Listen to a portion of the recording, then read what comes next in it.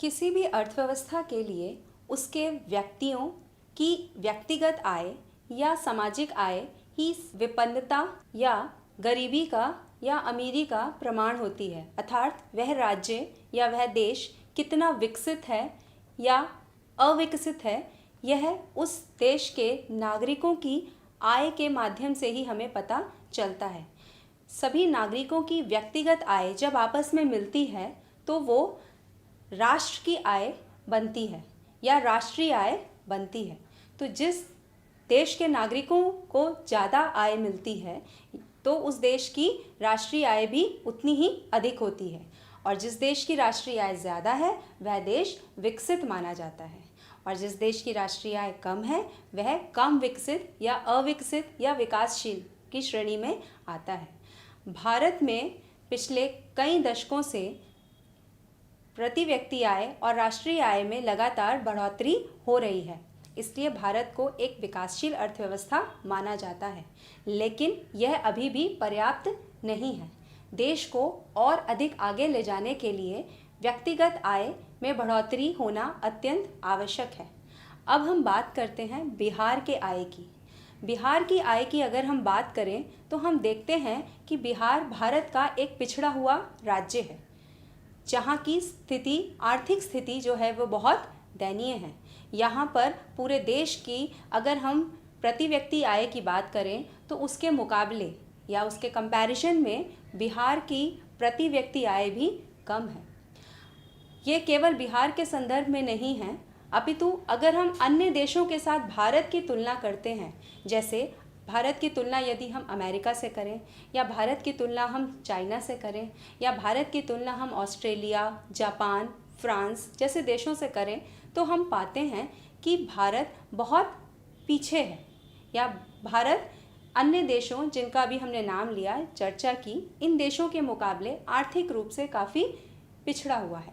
एक प्रसिद्ध अर्थशास्त्री रह चुके हैं प्रोफेसर रेगनर नक्स। उन्होंने कहा कि गरीबी जो है वो किसी भी अर्थव्यवस्था के लिए अभिशाप का काम करती है। अभिशाप अर्थात गरीबी देश को एक ऐसे बुरे दुष्चक्र में फंसा देती है जिससे वह देश और अधिक गरीब होता जाता है। इस गरीबी के दुष्चक्र को हम एक डायग्राम या चित्र के माध्यम से समझेंगे। गरीबी का दुष्चक्र। गरीबी के दुष्चक्र की धारणा सर्वप्रथम प्रोफेसर रेगनर नर्क्स ने दी। उन्होंने कहा कि जो देश गरीबी के चक्र में फंसा होता है वो इस प्रकार के दुष्चक्र में फंस जाता है कि उसे बाहर निकालना बहुत कठिन होता है। वह अपने आप में गरीबी के चक्र में फंस जाता है, और इस गरीबी के चक्र को उन्होंने दुष्चक्र या कुचक्र के नाम से बुलाया, या जिसे हम विशियस सर्कल ऑफ पॉवर्टी भी कहते हैं। इसके लिए उन्होंने एक चक्र का प्रारूप दिया जिसमें उन्होंने कहा कि जिन देशों की आय कम होती है, अर्थात जो देश गरीब होते हैं, उन देशों में चूँकि आय कम है, इस वजह से वह देश, वहाँ के रहने वाले लोग, देशवासी बचत भी कम कर पाते हैं। क्योंकि बचत बेसिकली होती क्या है, हम अपनी आय में से जब अपनी आवश्यकताओं की पूर्ति कर लेते हैं या जो व्यय कर लेते हैं, उसके बाद जो बचता है वह बचत या सेविंग कहलाती है। तो यदि व्यक्तियों की आय कम होगी तो उनकी आय का एक बड़ा हिस्सा उनकी आवश्यकताओं की पूर्ति में ही खर्च हो जाता है, जिस वजह से वह बचत कम कर पाते हैं।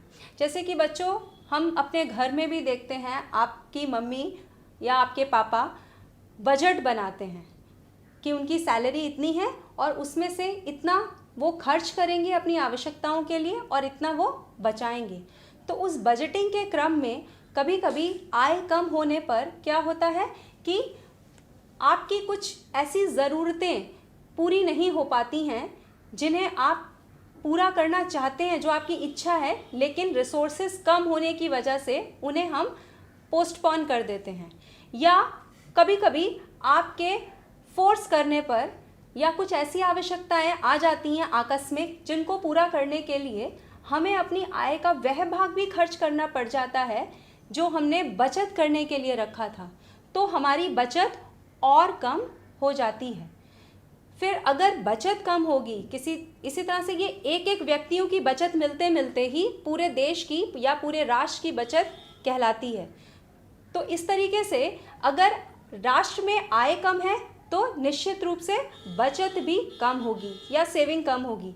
कम सेविंग होने की वजह से दो इसके एस्पेक्ट्स हैं। पहला, इन्वेस्टमेंट या निवेश भी कम होगा, निम्न निवेश होगा।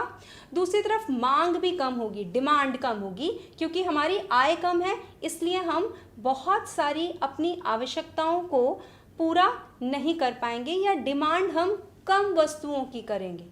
तो इसका प्रभाव पड़ेगा देश के पूंजी निर्माण पर। पूंजी निर्माण का मतलब है कि एक देश में कितने प्रकार के पूंजीगत उपकरण हैं। यदि उत्पादन कम होगा तो निश्चित रूप से पूंजीगत उपकरणों में भी कमी आएगी। उत्पादक नए नए उद्यम को खोलने के लिए हतोत्साहित होंगे, क्योंकि उनको ये दिखेगा नहीं कि देश में या अर्थव्यवस्था में मांग बढ़ रही है। अगर मांग कम है तो उनका मोटिवेशन जो है वो बहुत नीचे गिर जाएगा और वो नया उत्पादन करने में आगे प्रोत्साहित नहीं होंगे, जिस वजह से पूंजी निर्माण कम होगा या इन्वेस्टमेंट करने के लिए अर्थव्यवस्था में पैसा भी कम हो जाएगा। जब ऐसा होगा तो निश्चित रूप से उत्पादकता भी हमारी कम हो जाएगी। तो कम उत्पादकता की वजह से आय और कम हो जाएगी। तो बच्चों, आय पहले से कम थी, जिसकी वजह से बचत कम हो रही थी, निवेश कम हो रहा था, मांग कम हो रही थी, पूंजी निर्माण भी कम था और इन सब के परिणाम स्वरूप उत्पादन कम हुआ, तो फिर आय और कम हो गई। तो ये जो चक्र चलता है, इसे ही प्रोफेसर रेगनर नर्क्से ने गरीबी का दुष्चक्र कहा। उन्होंने कहा कि गरीब देश ऐसे दुष्चक्र में फंस जाते हैं जिससे उन्हें बाहर निकालना बहुत ही कठिन होता है। तो अब प्रश्न उठता है कि क्या कोई ऐसा उपाय नहीं है कि यह देश गरीबी के इस दुष्चक्र से बाहर आ सके? बिल्कुल, इस दुष्चक्र से बाहर आने का एक ही उपाय है और वो है निवेश को बढ़ाना। अब प्रश्न उठता है बच्चों कि यदि देश में बचत कम है, पैसा कम है, पूंजी कम है, तो फिर उस देश में निवेश कैसे बढ़ेगा? क्योंकि हम सभी जानते हैं कि जितने भी निजी उपक्रम होते हैं या प्राइवेट सेक्टर है, वो सिर्फ और सिर्फ लाभ की प्रेरणा से ही काम करता है। यदि उसे अपने उत्पादन कार्य में या अपनी आर्थिक क्रिया में लाभ का मोटिवेशन नहीं दिखेगा तो वो उत्पादन नहीं करेंगे या उत्पादन को कम कर देंगे। तब ऐसी स्थिति में सरकार को आगे आना होगा और स्वायत्त निवेश या ऑटोनॉमस इन्वेस्टमेंट करना होगा। गवर्नमेंट को आगे आकर निवेश करना होगा ताकि देश की आय को बढ़ाएं, उत्पादन बढ़ाकर। इसके लिए प्रोफेसर कीन्स, जो अमेरिकन अर्थशास्त्री हैं, उन्होंने एक बहुत अच्छी विचारधारा दी। उन्होंने कहा कि यदि देश में निवेश कम हो रहा है, आय कम है, वहाँ के नागरिक गरीब हैं, तो ऐसी स्थिति में सरकार को आगे आके निवेश करना होगा। यदि कोई उत्पादन क्रिया नहीं भी हो रही है या कोई आर्थिक क्रिया करने की संभावना नहीं दिख रही है तो सरकार को गड्ढे खुदवाने चाहिए और उस गड्ढे खुदवाने के लिए लोगों को काम पे रखना चाहिए, उन्हें रोज़गार देना चाहिए, उसके बदले उन्हें आय देनी चाहिए। गड्ढे खुदवाओ और उनको रोज़गार दो ताकि उनकी इनकम बढ़े, मांग बढ़े, धीरे धीरे बचत बढ़े और अर्थव्यवस्था में एक तेज़ी आए। तो ये हमारा गरीबी का दुष्चक्र है, जिसे बाहर निकलने का उपाय केवल और केवल है निवेश को बढ़ाना। अब इसका ही हम जो उपाय की बात कर रहे हैं उसको हम इस नीचे वाले चक्र के माध्यम से समझते हैं। ये किस प्रकार होगा? यदि निवेश बढ़ा दिया जाता है, अधिक निवेश होता है, तो क्या होगा? पूंजी निर्माण की दर बढ़ जाएगी, इकोनॉमिक एक्टिविटीज़ बढ़ जाएंगी, जिसके माध्यम से उत्पादन और अधिक होने लगेगा, उत्पादकता बढ़ जाएगी। उत्पादन बढ़ेगा तो निश्चित रूप से देश में आय भी बढ़ने लगेगी। आय बढ़ेगी तो फिर लोग मांग भी अधिक करेंगे और बचत भी करने लगेंगे। तो इस प्रकार से यदि किसी देश को हमें गरीबी के दुष्चक्र से बाहर लाना है तो इस चक्रीय प्रवाह का पालन करना होगा, और ये चक्रीय प्रवाह अधिक निवेश के माध्यम से ही उत्पन्न हो पाएगा।